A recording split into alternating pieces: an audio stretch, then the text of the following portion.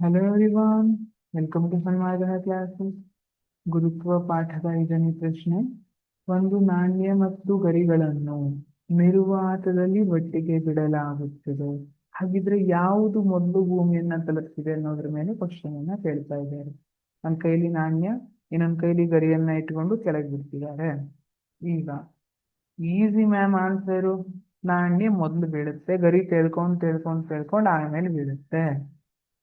ಪ್ರಶ್ನೆಯನ್ನ ಕರೆಕ್ಟ್ ಆಗಿ ನೋಡ್ರಿ ಅಂತೀನಿ. ನಾನು ಏನ್ ಹೇಳ್ತೀನಿ, ನಿರ್ವಾತದಲ್ಲಿ ಅಂತ ಕೊಟ್ಟಿದ್ದಾರೆ. ನಿರ್ವಾತ ಅಂದ್ರೆ ಏನು? ಅಲ್ಲಿ ಗಾಳಿ ಇಲ್ಲ. ಗಾಳಿ ಇಲ್ಲ ಅಂದ್ರೆ ಗಾಳಿಯ ಪ್ರತಿರೋಧ ಇಲ್ಲ.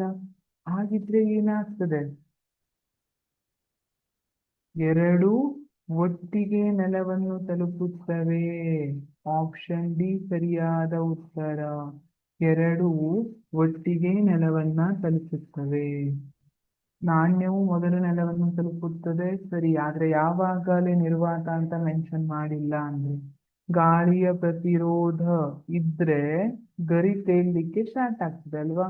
ಗಾಳಿ ಅದನ್ನ ವಿರೋಧಿಸ್ತದೆ.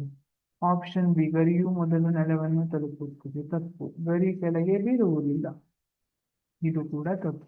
ಹಾಗಾಗಿ ಎರಡು ಒಟ್ಟಿಗೆ ನೆಲವನ್ನು ತಲುಪುತ್ತದೆ ಏನಿದೆ ಇದು ಸರಿಯಾದ ಉತ್ತರ.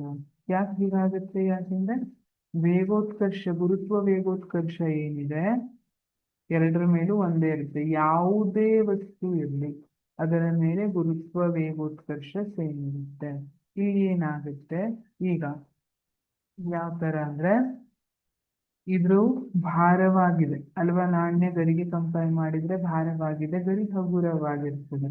ಹಾಗಾಗಿ ಇದರ ಮೇಲೆ ಹೆಚ್ಚಿನ ಬಲವನ್ನ ಪ್ರಯೋಗ ಮಾಡ್ತದೆ ಭೂಮಿ.